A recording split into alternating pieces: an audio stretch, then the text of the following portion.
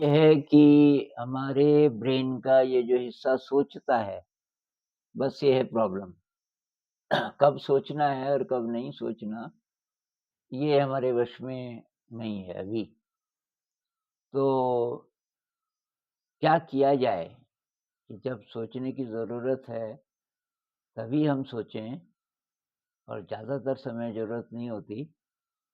जैसे कुछ भी काम करते हुए ज़्यादातर समय सोचने की ज़रूरत तो नहीं है।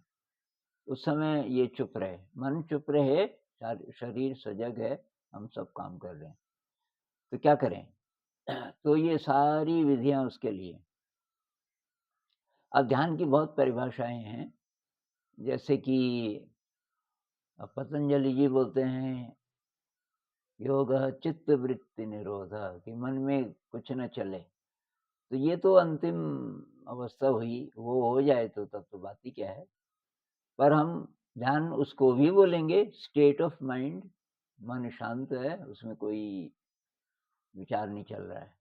लेकिन वहाँ तक जाने के लिए जो भी हम करें, तो फ़िलहाल उसको भी हम मेडिटेशन ही बोल सकते हैं। जैसे हम बोल रहे थे वॉकिंग मेडिटेशन, या काम करते हुए भी हम ध्यान कर सकते हैं, देखते हुए, सुनते हुए। तो ये तो एक्शन है, कुछ लोग कहते हैं कि ये एक्शन है क्या?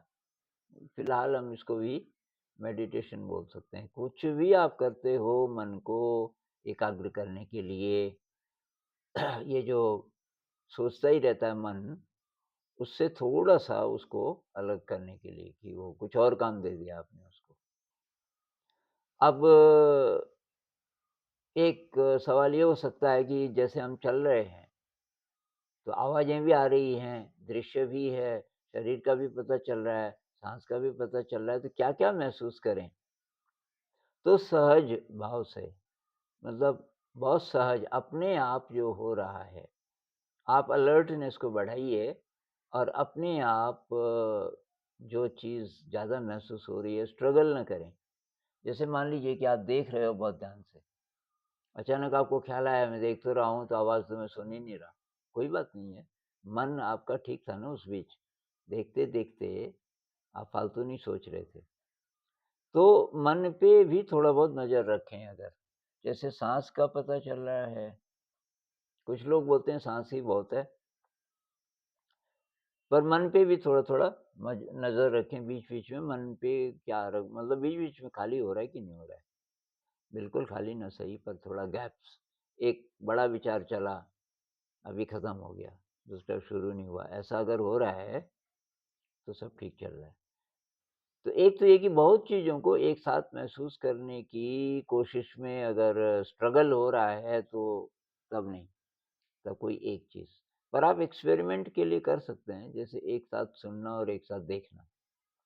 जैसे बाहर खड़े होके हम कर रहे थे, शायद पहले दिन या दूसरे दिन, तो दृश्य और आवाज़ों को मिला दीजिए एक साथ, लेकिन अगर हो रहा है तो सहजता से। तो एक तो ये, एक संत कहते हैं कि अपनी मांसपेशियों को महसूस करो। गुरुदेव कहते हैं कुछ भी काम करते हुए अपनी मसल्स को, मांसपेशियों को महसूस करते रहो, क्योंकि आप काम कर रहे हो, मांसपेशियाँ आपकी मूव कर रही होंगी। और उसके लिए कुछ प्रकार के डांसेस भी होते हैं। कुछ संत लोगों ने डांस भी इवॉल्व किए। शायद शिव जी ने भी किए होंगे। शिव जी की आरती में नहीं आता 64 योगिनी गावत नृत्य करत भैरव, कुछ मीनिंग होगा शायद उसका।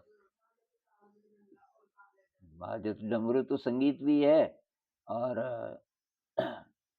कोई डांस कर रहा है, शायद कुछ कहने की कोशिश, वो मतलब खो गया जो एक्चुअल रहा होगा, और उसके पीसेस बचे हुए हैं। पर कुछ-कुछ लोगों को शायद पता होगा। ये विज्ञान भैरव तंत्र भी है, तो इसका असली मतलब क्या है? इसके प्रैक्टिशनर ज़रूर होंगे कहीं न कहीं। पर ख़ैर फ़िलहाल ये कि जिस भी चीज़ से सजगता बढ़े एक, और मन थोड़ा-सा शांत हो जाए। फ़िलहाल उसको ध्यान कहेंगे।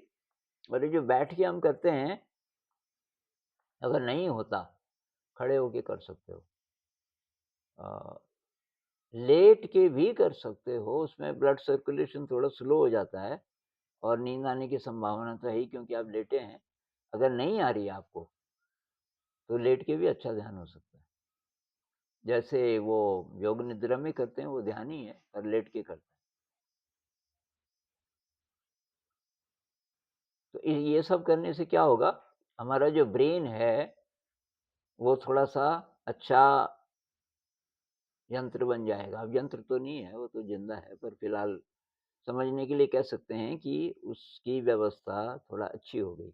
अच्छी व्यवस्था होने से जो हम माइंड और ब्रेन बोल रहे थे, तो माइंड का मतलब कह लीजिए कि हमारी प्योर एनर्जी का जो बहुत बड़ा फ़ील्ड है, जिससे हम जुड़े हैं, उसको हम रिसीव कर सकते हैं। तो वहीं से इनसाइट्स आते हैं, नए आइडियाज़ आते हैं। ये खुशी की फीलिंग आती है, उत्साह जी जितनी अच्छी चीज़ें हमारी ज़िंदगी में हैं, उस सब का जो सोर्स है, उसको मैं माइंड बोल रहा था, उसको आप ब्रह्म बोल सकते हैं, कुछ भी बोलो, सबकॉन्शियस बोल लीजिए, कुछ भी। तो वो फिर हमारे ब्रेन से ज़्यादा जुड़ने लगता है। ये यहाँ भी कुछ लोग बोल रहे थे कि जैसे पोएट्री लिखते समय या कोई गाना बनाते समय या कोई इंस्ट्रूमेंट प्ले करते समय, दोबारा जब सुनो अगर रिकॉर्ड किया हो, तो हैरानी होती है कि ये मैंने किया होगा क्या? उस समय शायद ये जो सबकॉन्शियस है, जो बड़ा वाला हमारा हिस्सा है, बढ़िया वाला दिमाग का, उससे लिंक हो गया और हमें पता भी नहीं चलता। पता इसलिए नहीं चलता कि वो एक ही हो जाता है। उस समय आपका एक्सटेंशन हो गया, आप पता नहीं कहाँ तक पहुँच गए और आपको कुछ अजीब नहीं लग रहा है, बल्कि ऐसा लग रहा है कि अभी मैं ज़्यादा नेचुरल हूँ। तो मेरे ख्याल से इतना बहुत है। अब आप कुछ बोलिए।